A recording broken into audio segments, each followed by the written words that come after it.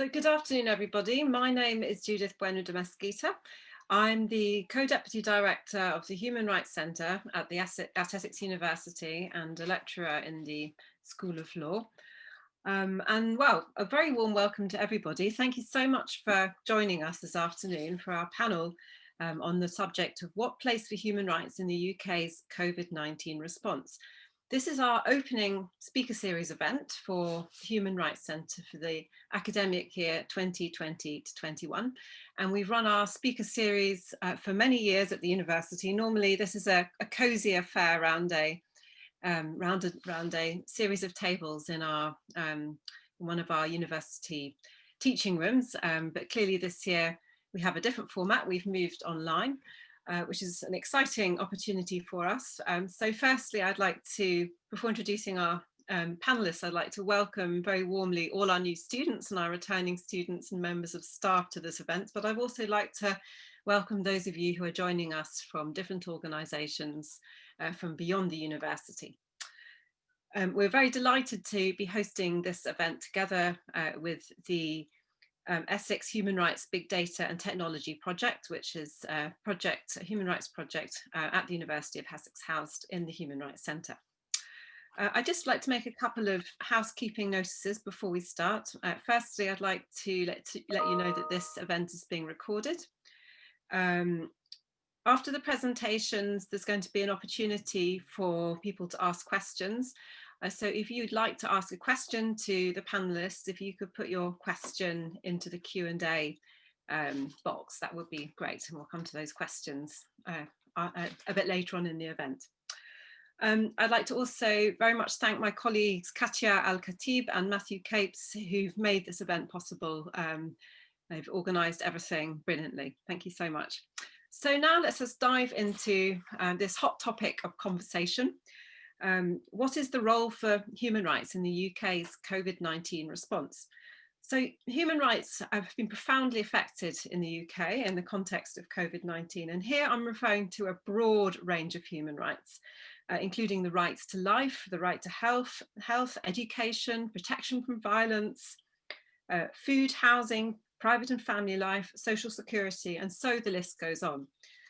So some of these rights are protected in domestic law in the UK through the Human Rights Act, but those rights that are protected through the Human Rights Act are primarily civil and political rights.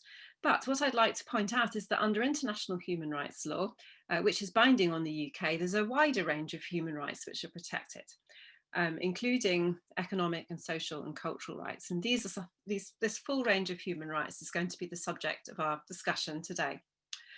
The problematic situation for human rights in the UK was recently highlighted in the findings of the inquiry report from the Joint Committee on Human Rights.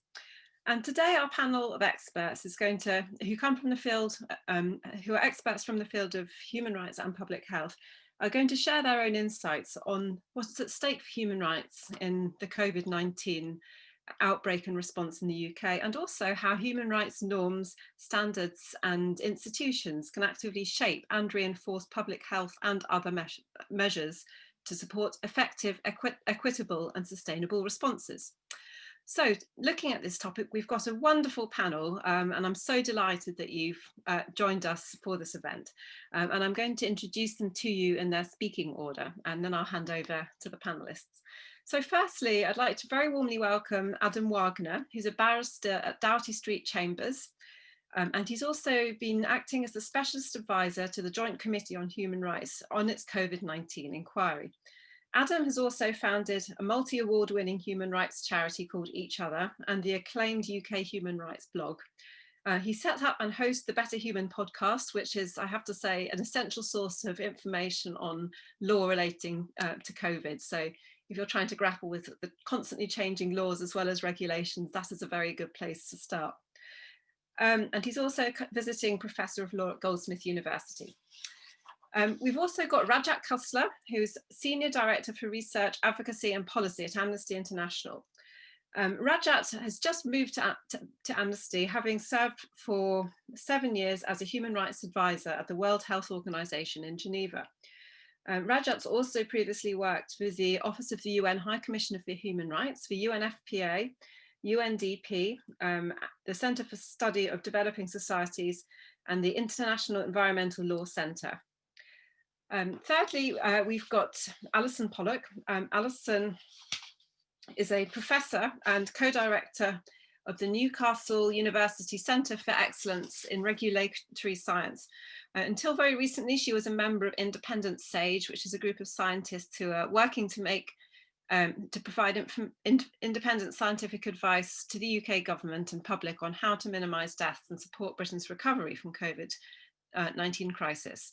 She's previously head of Newcastle's Institute of Health and Society, head of the Public Health Policy Unit at UCL, and Director of Research and Development at UCL Hospitals and NHS Trust.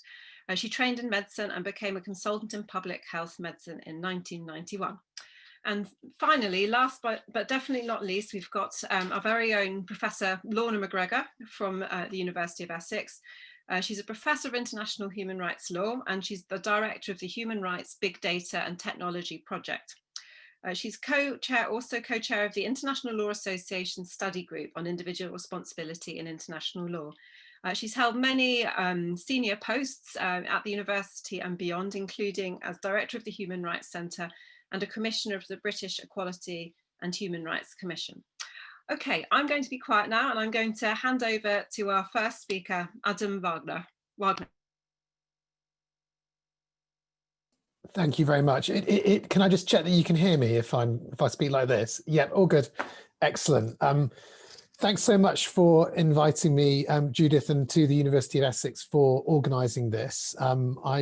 It's something that the human rights approach to the pandemic is something that I've been trying to think through since the beginning, along with many other people, and I've called my brief talk a real-time human rights crisis management in times of pandemic. And what I want to try and get towards is a theory, but also a practical understanding of what it means to manage a real-time crisis through a human rights lens, or from a human rights perspective. And the effect of a deadly infectious virus on society is absolutely overwhelming.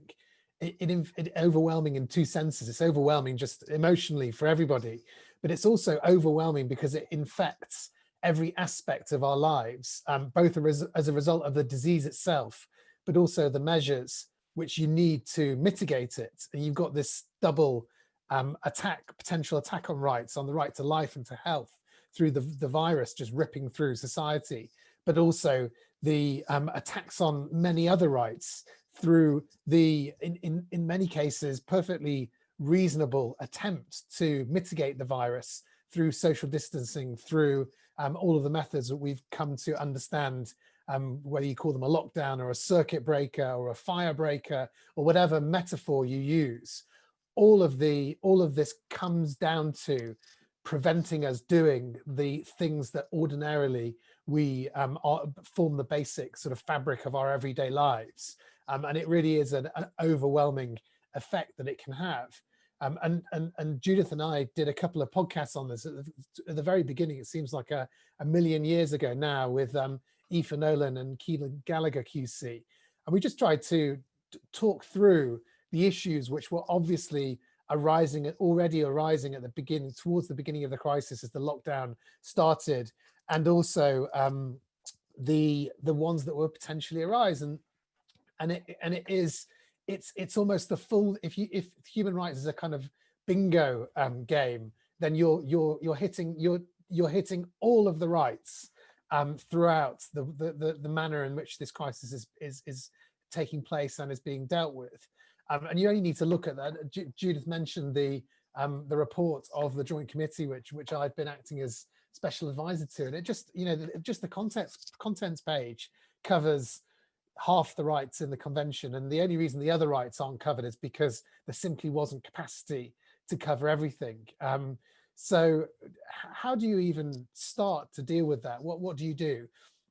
Well, the question I want to ask, actually, I'm a human rights advocate, and that's my bread and butter. And I think of myself as a human rights advocate in the court, but also in wider society through media, through social media. And I've been thinking quite hard, like, what is the role of the human rights advocate during a time of this kind of crisis? And one of the ways I've been thinking about this is arises because of some of the new friends that I've made during this crisis unexpectedly. And unexpectedly, I've made friends with, I'd say friends, I mean sort of social media or public friends with a number of libertarians. And the reason I think that is because when I talk, as I do often, about some of the issues with the lockdown, with the laws around the lockdown, with the lack of public consultation, with the very small group of people who, up till only a few days ago, have been dictating the lockdown in the UK. The bit of the Venn diagram that I'm in crosses over with the bit of the Venn diagram that the libertarians are in. The people who say, well, any kind of or nearly any kind of restriction imposed by the state is a bad thing and is unjustified. And it's made me question what is the difference between me and them. I caricature slightly.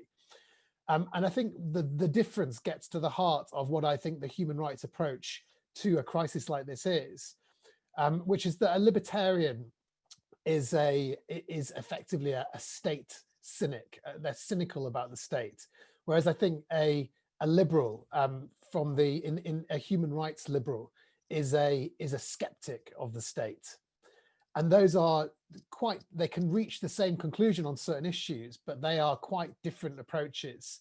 And I'd like to think that from the very beginning, one of the things I wrote an article at the early, I think just at the beginning of the lockdown, so in late March, in this New Statesman, about what a human rights approach to this crisis would be. And one of the things I said is, and I paraphrase myself because I haven't got it in front of me, but if I'm saying it probably is roughly what I said. I said, we as human rights advocates have to give anxious scrutiny to what the state is doing, but we have to do so in a constructive way, in a way which doesn't just criticize automatically, which doesn't just assume the worst. Because as was the phrase that was very common at the beginning of the crisis and has become less so as the crisis has continued, we are all in this together. And that is, I think there's real truth in that, not in a kind of airy-fairy way, but in the sense that in order to approach an overwhelming crisis and to do the best you can possibly do, which might still be bad, but do the best you can possibly do, it requires an all society approach. It requires cooperation between the scientists, the politicians, the lawyers, civic society, and the public, because without that cooperation, you can't achieve what you need to achieve to beat the virus or to suppress it. And so with those thoughts, I want to talk about what I think of as the theory of change in the center of this. And I realize that a theory of change is something that's more common in the charity world than the academic world. But I think it's a very useful when you're getting down to brass tacks and this real-time intervention. You have to think about the theory of change, because you have to understand, if you're going to do something, what's the justification for it? What evidence do you have that it will work? And how much resource should you put into any particular intervention? And the way I would express it is something like, if your overarching vision is a society where human rights are respected and protected, then your mission should be something like to promote a human rights approach which fully takes into account the rights guaranteed in the Universal Declaration. And by doing that, you will mitigate the worst excesses and the risks of state intervention during a pandemic, and ensure that the broadest range of individual and group rights are protected. Something like that. You're trying to overlay the human rights approach to ensure that that everybody's rights are protected with the full range of rights understood.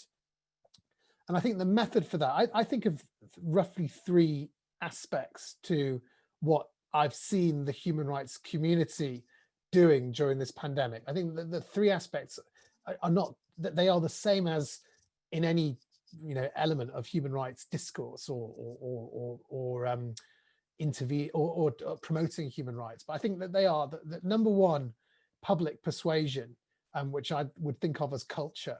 This is sort of quite underestimated as an important intervention, because you can have all the right ideas, but if you can't present them and project them and persuade, they might as well just be not there at all.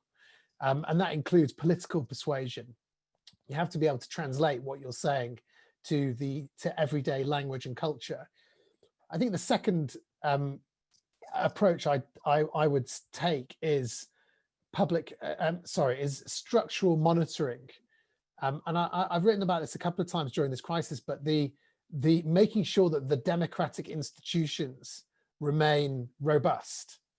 And the best example, and I think the most pernicious one in the UK, is the fact that the government has been using emergency procedures to impose lockdowns. Now, of course, there is a justification for that. Certainly at the beginning, I think there was a justification for that. But as things have gone on, it's become more obvious that a very small group of people is deciding these interventions of enormous effect without proper scrutiny by Parliament. And that means that there's some sort of democratic breakdown, there's structural breakdown. That's why, and the Joint Committee has been very much on top of, banging that drum for a very long time. And I think there is something happening now that is different, which is why there's suddenly so much acrimony between local mayors and government, and between Parliament and government, because all of a sudden these decisions are being subjected to scrutiny. It turns out they're not as strong as they might have appeared without the scrutiny. So there's public persuasion, structural monitoring, which is sort of institutional. And the third thing, I think, is damage control. And that's where I think the courts come in. As a lawyer, I obviously think that the courts could do a lot of good, but ultimately you're only ever dealing with a single case. And it might be a case which will apply to other cases, but you have to have the right case at the right time. And in actual fact, the courts have been, in the past 6 months, extremely reluctant to say anything contrary to government policy in relation to COVID-19. So I think that if you assume that the courts will come to the rescue in a crisis of this magnitude, you're probably, I just think you're wrong. You see the same effect throughout history, whether it's during the Second World War or during the first years of austerity. The courts are the UK courts are just reluctant to get involved. So I think through those methods, public persuasion, structural monitoring, and damage control, you can do some good. Although I think human rights defenders have to be cautious not to apply old paradigms to a new reality. And I think there is an element of a sort of knee-jerk-ism of, if the government's saying it, it must be wrong, or if the government, or there must be some pernicious motive, because we are used to working in environments, whether the security services or some other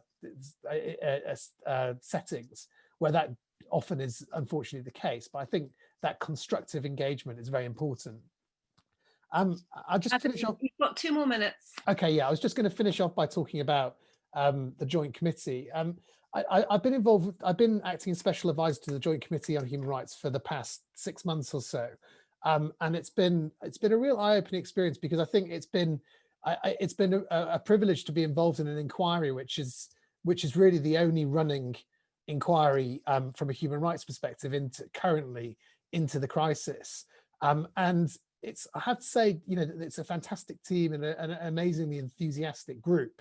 But it's very, very difficult to know how you can respond to and highlight issues which are happening in real time. And, you can literally get to the point where you've got a report ready and it's in draft, and the next day it's going to be published, and everything changes in the 24 hours between the locking down of the draft and the publication. So it's important to be doing that, but you just have to accept that you're going to be sometimes overtaken by reality. But one thing I think I've come to understand is that just by, I think the committee's published 4 or 5 reports, a couple on the lockdown, one major report, one on contact tracing, and one on children in prison. So in this inquiry, and there's going to be, I think, more work to be done on after the report. The major report came out a few weeks ago, which is good because there's going to be a continuing monitoring going on.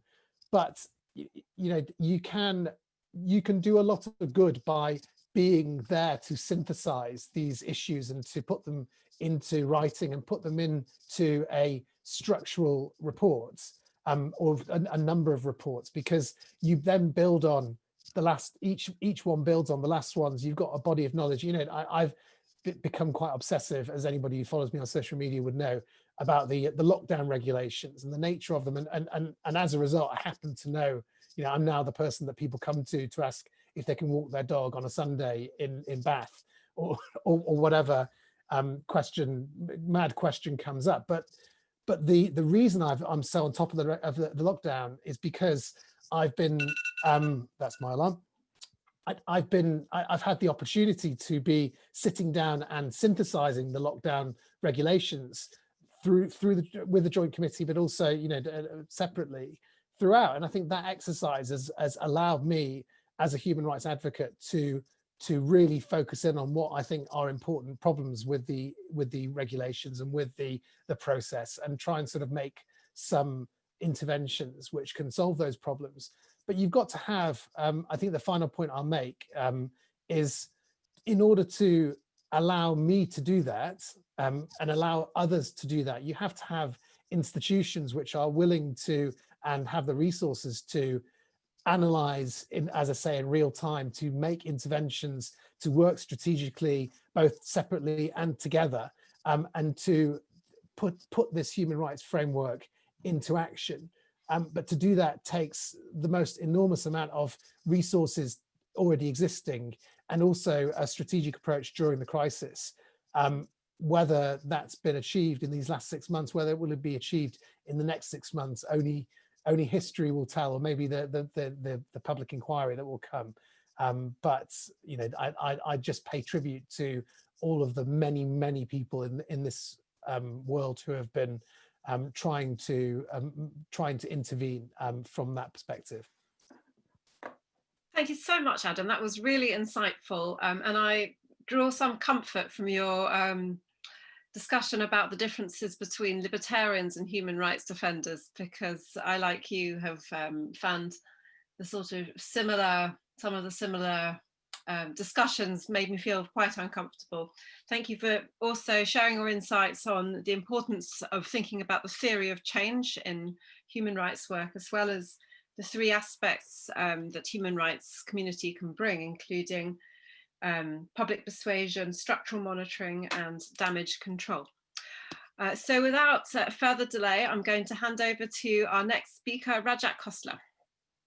Thank you, Jude, and good morning, good afternoon, everyone. And I have to start by saying, Adam, those were very fascinating remarks, and I would have been one of those to tweet you and ask about the tier system classification, and I might still do that.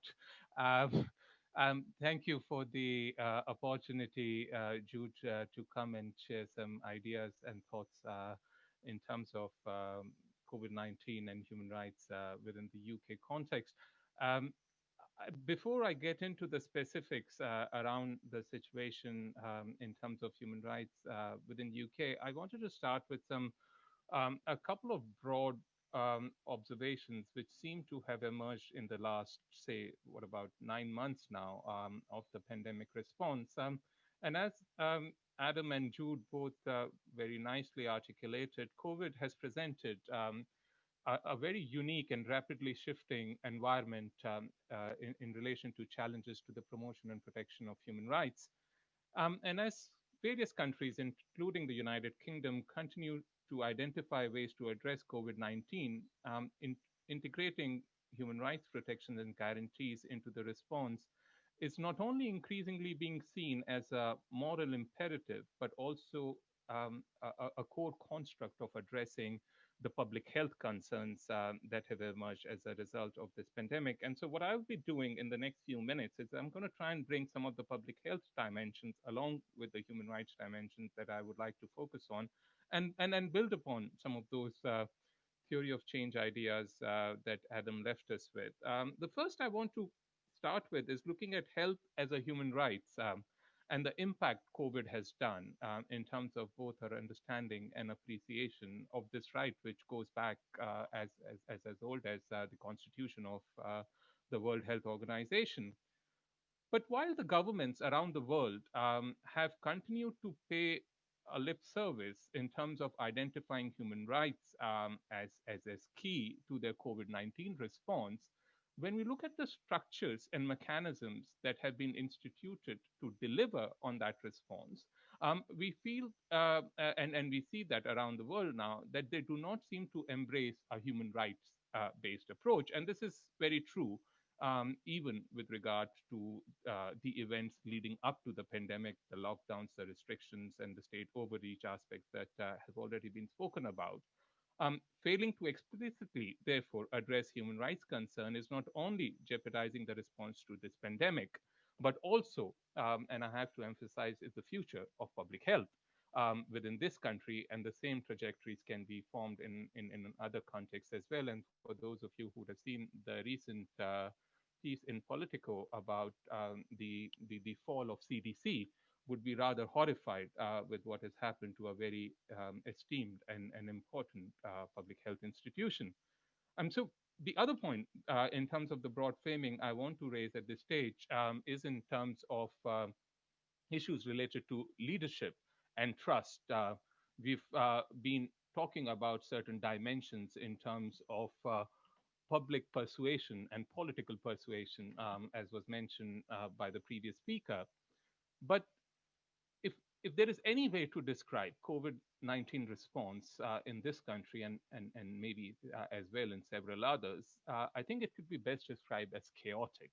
And with that chaos came the complete abandonment of leadership and the withering of trust of population in political leaders. And therefore, the very foundation that holds a good public health response together has been essentially relinquished.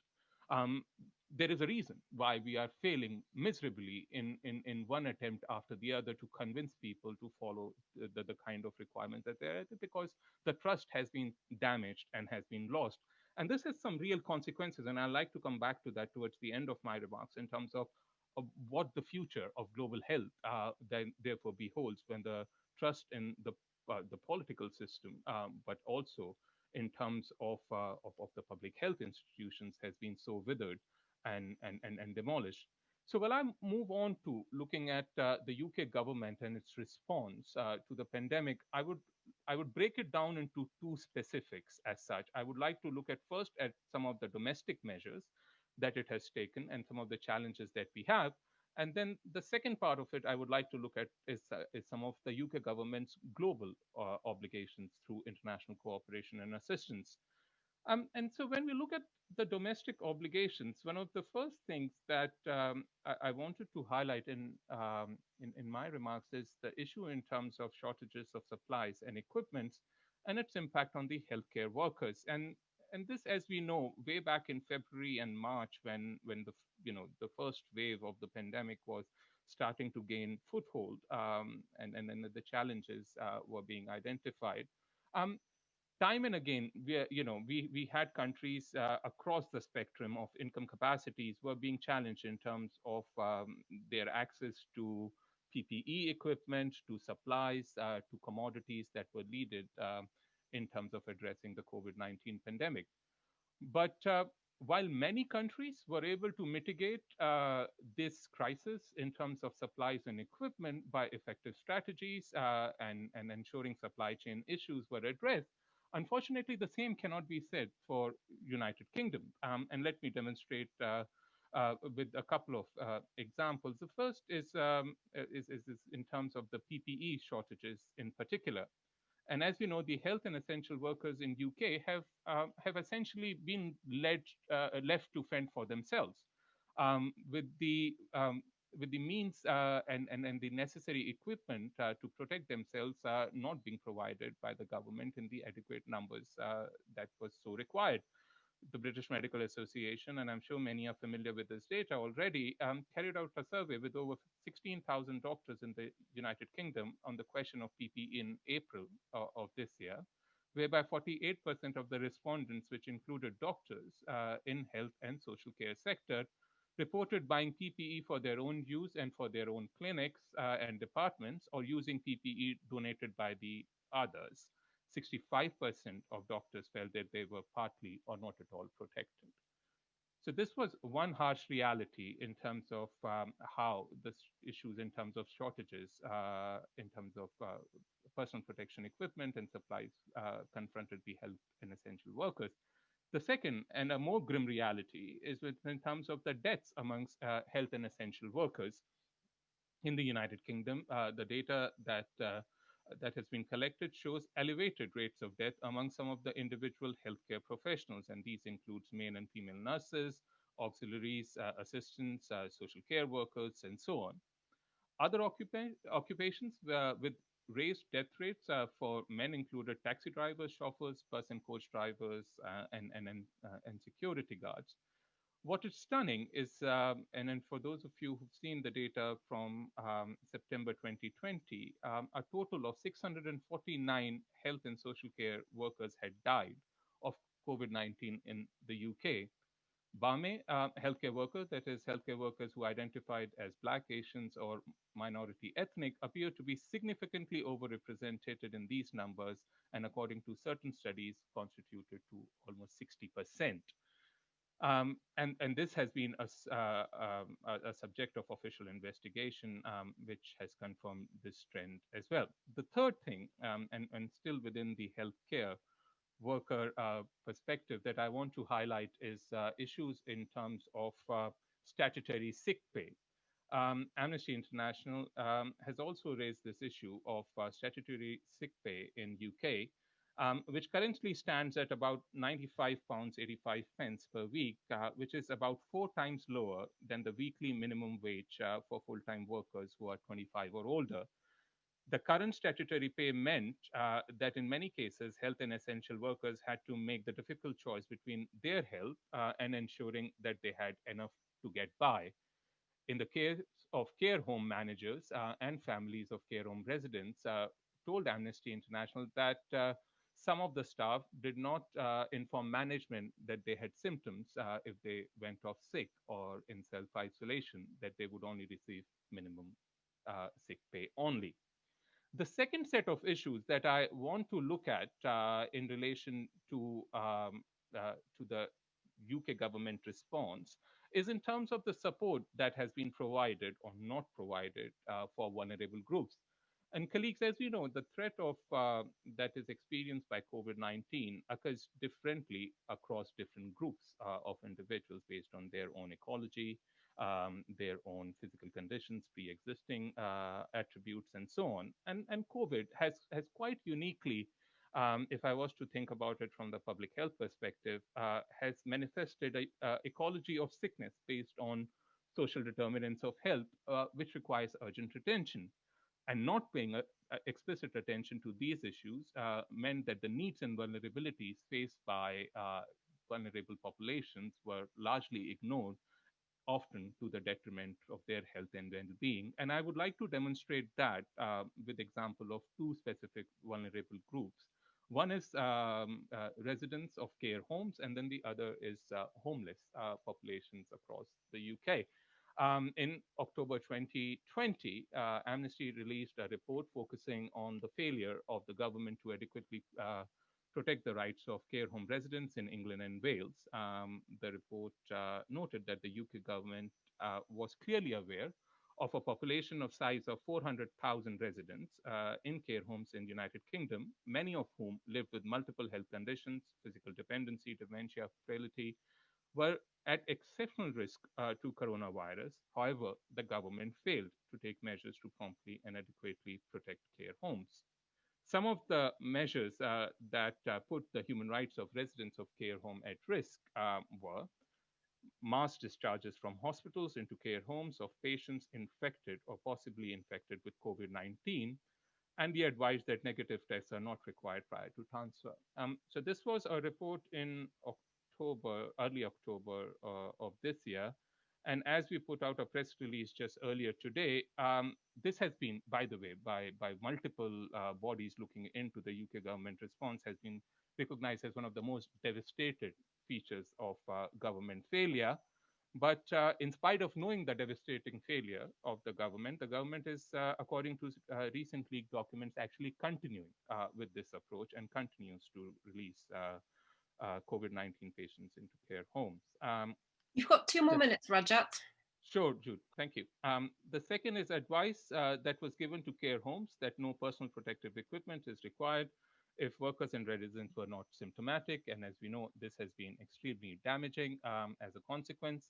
And then one of the most, I think, devastating features alongside all this was the do not resuscitate orders, which, as we know, had dire consequences. And the same is in terms of homeless populations, whereas, in mid-April, we were given the figures of about 90% of rough sleepers in England had been offered emergency accommodation, a number going up to about 15,000 eventually. However, by August, charities and media reports were talking about significant rises in people living in the rough, and for a variety of factors, because of emergency accommodation, returning some of the inmates, etc.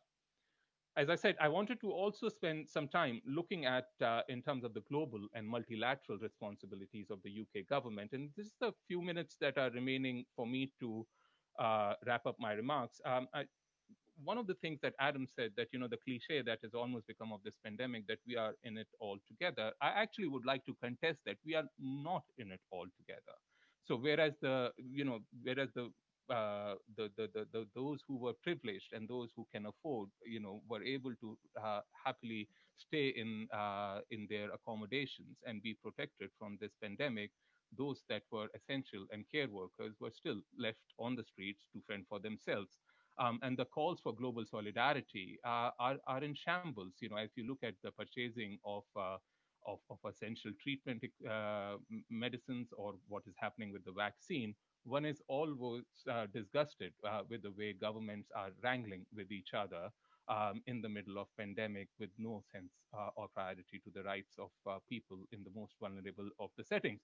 The UK government has a responsibility, and to be fair, it has actually done good in terms of providing support to the World Health Organization in terms of the shortfall on funding with the US government withdrawal, but it needs to do more. It needs to do more in terms of ensuring that as and when the vaccine and the treatments are available, are equally available to all in lower and middle income country settings as well.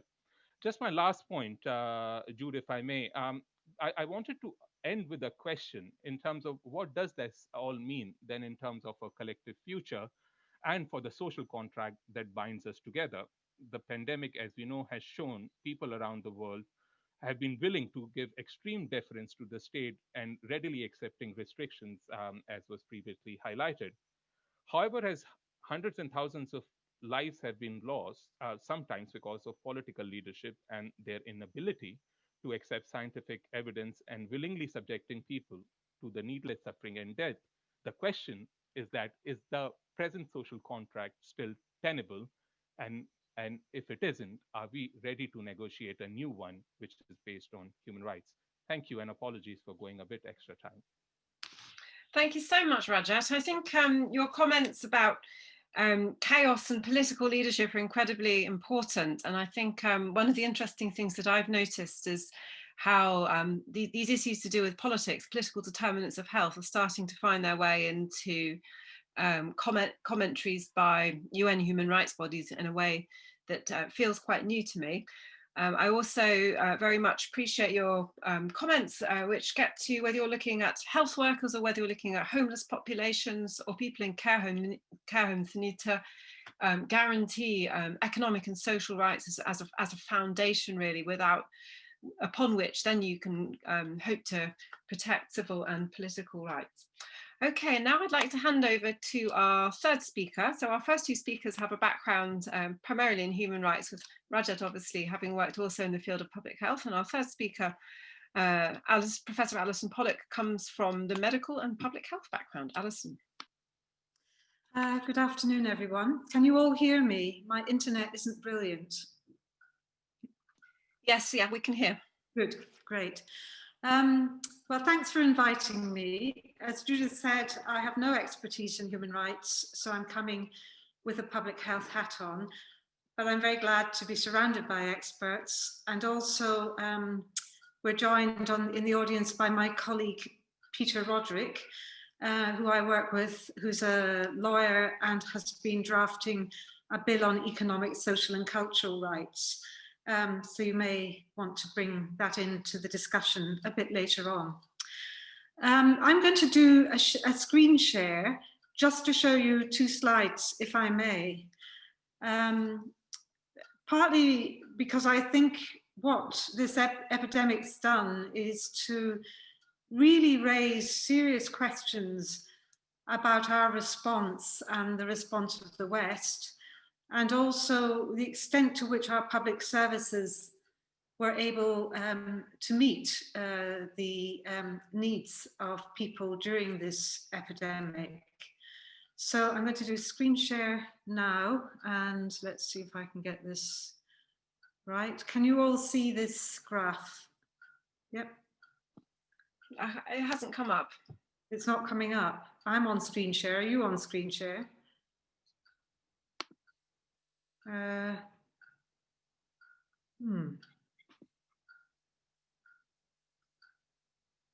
Wait a minute, I'll do share. And then, let's see. Is it sharing now? Yeah, that's good. Okay. Is this sharing now? Can you see the chart here? Yeah, that's good. Okay. So what I'm showing you here is, I'm just going to put this on small, is a chart that says deaths by country with the line with the deaths that you'd expect to see at zero between 2014 and 2019. So 5-year deaths charted. And then these are the excess deaths, and it's not just COVID deaths. Because COVID deaths are difficult to measure, a much better measure is to use all the deaths together and see what's been happening country by country. And as you can see here, in March and April, Spain was first to kick off and had a very high number of deaths. The UK next, followed by Italy, and look where Germany is, very, very low, very, very few excess deaths. And when you age adjust this, which I'm not showing now, the UK would actually be leading the way, because Spain has a very elderly population, but when you age standardise, then actually the UK would be at the top of the league in terms of excess deaths. So that's not very good. So is this chart clear enough, Judith? Yes? Yeah, it's great. Okay, so you get the message. Something's going on in some countries in Europe, Spain and the UK, and particularly the UK, because actually if you were to redo this age standardised, the UK would be top of the charts, as it were.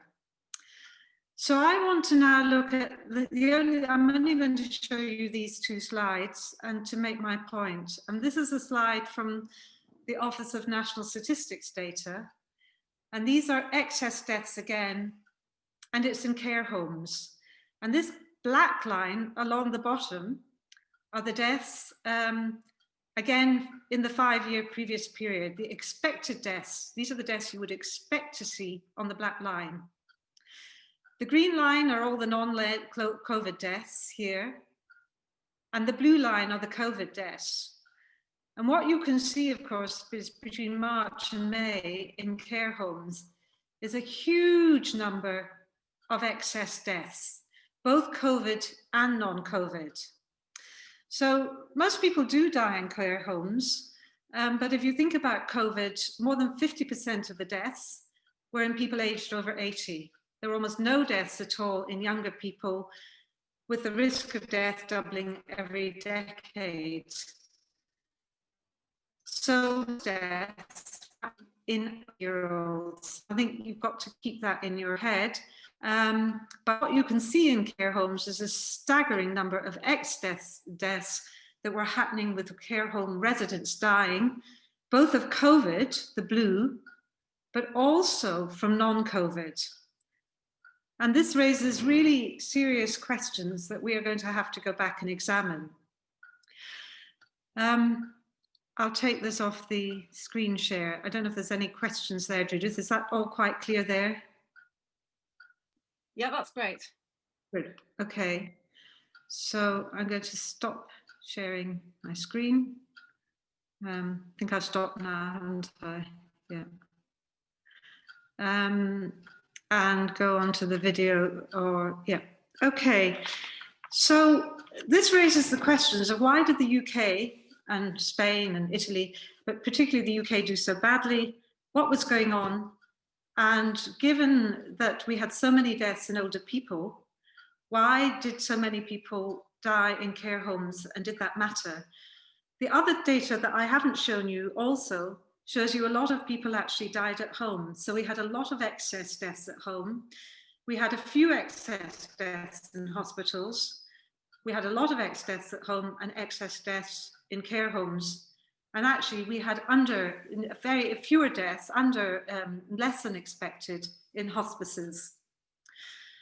And I think if you go back to March and April, you'll remember that the government was telling people to stay at home. They were actually told not to contact their GP. And what was happening in hospitals is they were, as Rajat said, clearing out the hospitals and discharging people knowingly with COVID into care homes. The other thing is that it was very difficult to get into hospitals. The hospitals actually had lots of beds, but the thresholds for admission were quite high, and we know that because in Scotland, only 10% of people with COVID in care homes actually got into hospital. And in England, it was about 24% of people who died from COVID in care homes got into hospital. So the thresholds for admission were high. And then once they got into hospital, we know there was nosocomial infection. So infection was spreading in the hospital. But also the threshold for admission to ICUs was high, because there were issues, as you know, with PPE and with ventilators. So we were completely underprepared for an epidemic, and we still haven't seen the Silver Swan report or the Cigna report, which was about the preparedness of the country for the flu epidemic. And I think that's very important because that will help us understand where we are. So there was a real issue, and resources weren't redeployed adequately. We saw these big Nightingale hospitals being built, but of course they didn't have staff for them. And in the end, I think only about 6 or 8 patients ever went into a Nightingale hospital, though hundreds of millions of pounds were spent on Nightingale Hospital, and PPEs and ventilators and contracts that weren't procured, didn't go through formal procurement. So there was a real issue with the whole hospital sector, but there was also a big issue in primary care. Because in primary care, GPs were cut out of the system, if you remember. You had to go through NHS 111, but you were really told to stay at home and not contact anyone unless it was really necessary. And there is no doubt that many of the excess deaths and COVID deaths that happened in home were happening because people were not getting the care they needed, and the same in the care homes. And one of the big issues is that the government didn't take charge of the care homes. It was in a position to do that. The social care sector has been heavily privatized in the last 30 years. It was once, most of those beds would once have been in the NHS, and so would most of those residents, but no longer. There are about 400,000 beds in the home care sector, and they're spread over about 12,000 care homes with 5,500 providers. So it's heavily fragmented. But the other thing is the UK is the most privatized, has the most privatized home care sector in the world, even beating the US. 83% of home care beds are provided by the for-profit sector, many of them large multinationals, and many of them provide services in the US as well, but with big equity investors. And as you all know, social care has really become an individual responsibility until you're too poor to pay. But the other thing about this sector is it employs over 1.5 million care staff, about 1 million full-time equivalent. Of course, most of them are women. 78% of these are employed by the independent sector, but the pay is extremely low. A quarter of this 1.5 million workforce are being paid at the national living wage of £7.83 an hour or less. So extremely low pay. But a quarter of them are also working on 0-hour contracts. So this raises a real issue. Because the pay is low, you've got many agency staff who were moving from home to home. And also people had to work because they were on 0-hour contracts, or they didn't receive statutory sick pay. Coupled with this was the fact that in December last year, before the epidemic struck, the sector was 120,000 workers short, so 10% of its workforce. But at any one time during the epidemic, 24%, 25% of the workforce were off sick. So you can begin to understand what it must have been like in these care homes. These care homes were understaffed for various reasons. They were understaffed to begin with, and that was accentuated by the fact that care workers themselves were falling sick and going off, but also, so that meant that patients simply weren't getting care. As you know, visitors have been denied the rights to visit relatives, so there was no monitoring or no ability to provide care. And I have no doubt, and this will be a really terrible scarring, that people were dying alone in their rooms, probably from dehydration, because the virus is overwhelming and you need to have water. It doesn't matter so much about nutrition, but hydration is important. And they were dying miserable deaths with staff too busy to give the care that was needed, and in any case, they weren't trained. And as you know, many GPs were not providing care to the care homes. At best, they were doing Zooms with the staff nurses. Some of the dedicated GPs were actually going in to look after the residents, but healthcare was not there and people were not getting into hospital. Now, we know that many of these residents may have had dementia. That's on their death certificate as well. They may have had other, and will have had other conditions because they'll have been extremely frail. But that is not a reason not to have a good death and a kind death.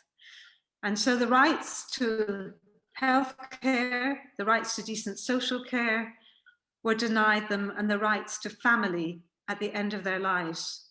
And this trauma is still resonating throughout society with the staff who were there and witnessing, with the residents who also had to witness that survived, and the relatives who know that they couldn't be there in the last weeks and months of the people that they loved. So this is absolutely appalling. And I am particularly appalled because in Scotland, where we have Nicola Sturgeon, who is very keen on human rights and rights to health, the answer was public health should always trump human rights when it's necessary. I think the human rights, we should have been much more questioning of that and really asking many more questions, because what didn't happen was we could have got the social care sector right. Staff could have been redeployed from the NHS. When we were all clapping on the streets for the NHS, many of the workers there, not all, but many of them, a considerable proportion, were not actually able to do their duties because elective surgery had been cancelled, community health services were cancelled, so they had very little to do. And those staff, along with the medical students, could have been redeployed into the social care sector. and the social care sector is not sorted. Now, we were told we had to stay at home to protect the NHS in March and April. We're still hearing that rhetoric now, that now we have to protect the NHS.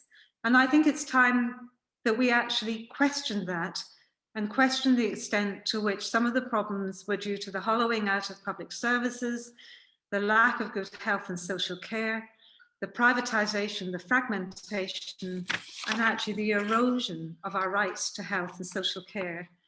And whether actually we are repeating some of the mistakes that were made in March and April, and we've actually refused to learn from them. I've heard nothing about a big expansion in workforce. If the workforce had been doubled in these care homes, you could have created social bubbles, you would have had one member of staff only looking at, or two members of staff only looking after 2 to 4 residents. You would have had zoning. Nursing homes are doing this, the zoning, but they're finding it extremely difficult because they don't have the staff and they don't have the trained staff to look after them. Alison, So, could you wrap up, please? Pardon? You want me to wrap up? Okay, that's me. I'm going to finish now. So I think there's a lot more that could be said, and you will be saying, in the way the emergency legislation curtailed a lot of legal rights to social care and healthcare services for the elderly, ill and disabled people. So I'll stop there, Judith. Thanks. Thank you so much, Alison. I thought your presentation followed on very well from Rajat's remarks. I thought it was very valuable to learn more about the question of pandemic preparedness, and that's something which I think the human rights community also needs to grapple with, this sort of longer term planning view. Privatisation is a huge issue, and I think in a way there's been a lot of work going on in different sectors in terms of human rights and privatisation, but because of the sort of sectoral impact of COVID, it's really galvanised some of the debate going forward. So I think this is an interesting area for research and action. I also really valued the very sort of not necessarily personal to you remarks, but your remarks really about how individuals have been particularly affected, both people in care homes and their families and the staff, and we need to remember those experiences and those stories as we continue to work on this and experience this pandemic. So now I'm going to hand over to my colleague Lorna McGregor, our final speaker. Thanks, Jude, and thanks so much for all the other really important presentations. I would just like to end by talking about the role of technology in the protection of human rights during the COVID-19 pandemic. So as Jude said at the beginning, a lot of my work is on the human rights impact of data analytics and new and emerging technologies. And what I find in that work is that there can still really be a tendency to focus either on the promise of these technologies to resolve major societal challenges and to advance the protection of human rights, or on the other hand, to really just focus on the major risks to human rights. So in HRBDT, our take all along has been that we can't talk about the impact of technology in this really binary way, and that we can't extract the use of technologies from the context in which they're deployed. So our position is that there's always going to be human rights risks involved in the design, the development, and the deployment of these technologies. So if we want to use them to resolve societal challenges, we need to make sure that we've got a really clear framework in place for dealing with these risks. And when they can't be managed or the risks are too high, that's likely to be a reason not to use them. But if these risks can be addressed, we should consider how they may be used to actually advance human rights. And I think the story of technology during the COVID-19 pandemic has really been one that illustrates both the failures to put in place those frameworks to manage risk early on and to follow through on the promise of technologies to protect rights. So in this case, I'm not only talking about the right to the highest attainable standard of health and the right to life, which is what I'll be focusing on in relation to contact tracing apps, but also the right to education and even food and care as a result of the digital divide. and the cost where there is a delay in rolling out human rights compliant technology. And really, every time we see stories like this, it has wider implications for our trust in new and emerging technologies, as well as our trust in the institutions deploying them, which ultimately has much wider consequences for the protection and enjoyment of human rights. So in the time I have, I want to unpack what I'm talking about here in relation to the contact tracing apps in the UK. And I think what's really interesting about the contact tracing apps is that we see the impact on human rights at different points during the pandemic. So right at the beginning, we saw that contact tracing apps were being put on the table as a possible strategy, like in a number of other countries, for actually protecting the right to life and the right to the highest attainable standard of health. And from a rights perspective, that was reasonable. It's right and proper that states look into all ways in which they can protect health and life, particularly during a pandemic. And if there are technological approaches that can be adopted, they can be considered as part of a solution. And it could also be argued that states would be remiss if they didn't actually consider these technologies. At the same time, we could really clearly see the potential risk to human rights of these contact tracing apps, depending on how they were going to be designed and deployed.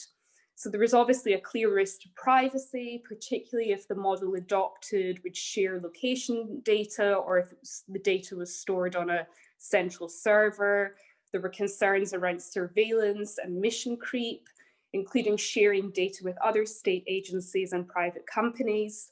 And there was also a lot of concerns that either the app would be mandatory or that it would become mandatory in some ways. For example, you might have to use it to access work or public spaces. And particularly for those without smartphones and groups who already feel discriminated against or in positions of vulnerability, there was a real worry that there would be the experience of discrimination, particularly if there was failure to follow through in advice. Now, in the beginning, we couldn't really assess the full extent of these risks because there wasn't a lot of transparency, both about the app and how it would fit within a wider public health strategy. But for human rights actors, we didn't think it was insurmountable. So we, along with others, were arguing that we needed to be able to understand what the model was that was on offer, and we needed to be able to assess the justification for the introduction of contact tracing apps as a means of protecting the rights to health and life against the routine requirements in international human rights law of legality, necessity, and proportionality, particularly so that we could understand if contact tracing apps would have the least restrictive impact on other human rights, and so that we could see the types of safeguards that would be in place. So really, it seemed pretty straightforward. And I was speaking in the Human Rights Council last week, and Vidushi Marda from Article 19 was saying, you know, a pandemic and an emergency is really exactly the type of situation that international human rights law was set up to deal with. So we were set up to deal with how rights would be impacted and to look at workable solutions around that. And really in that context, then we saw the Joint Committee on Human Rights come forward with a report and a bill that was proposing how contact tracing apps could be introduced with a range of safeguards in place. But what's interesting is that's not exactly what we've had, and that has wider consequences for human rights. So what we first got was really a pushback on human rights. So around the time that these debates were going on in the beginning, I was in a number of discussions where the framework that I was just talking about, so yes, use contact tracing apps to advance the right to health, to protect the right to health and the right to life, but do it in a way that has the least restrictive impact on other human rights. This framework just wasn't biting in these conversations. And the reason I think it wasn't was because many of the participants that I was discussing these issues with were really seeing human rights in a very narrow way. So treating human rights as just, in inverted commas, privacy, thinking maybe a framework wasn't needed to guarantee that there wouldn't be data sharing. Of course, that wouldn't happen, that data would be shared with law enforcement, or the GDPR would be enough to protect against data sharing. And they really weren't seeing the discussion about human rights as a holistic set of rights. And I think that was really hard, but it was a very familiar conversation to me. And what it really highlighted to me was the continuing obstacles in this country to see human rights as civil, cultural, economic, political, and social, as Jude was discussing in the beginning.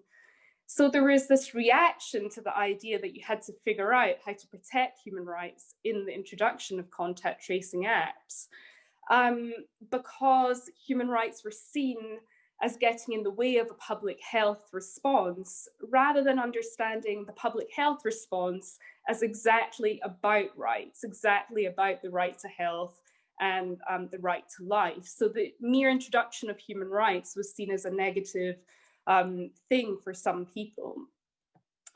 Then second, what it looked like was we were just going to get what I call tech abandonment. So what we saw is the original form of the app wasn't working that well during testing. There was also these concerns about the impact on rights. And so there was a period when we just didn't really hear much about the app at all. And I think that was also a problem, because we shouldn't be making decisions about whether or not to design, develop, deploy technology without really following through on whether we can do so in a way that addresses risks, as that technology may actually be needed as part of a wider solution to protect rights.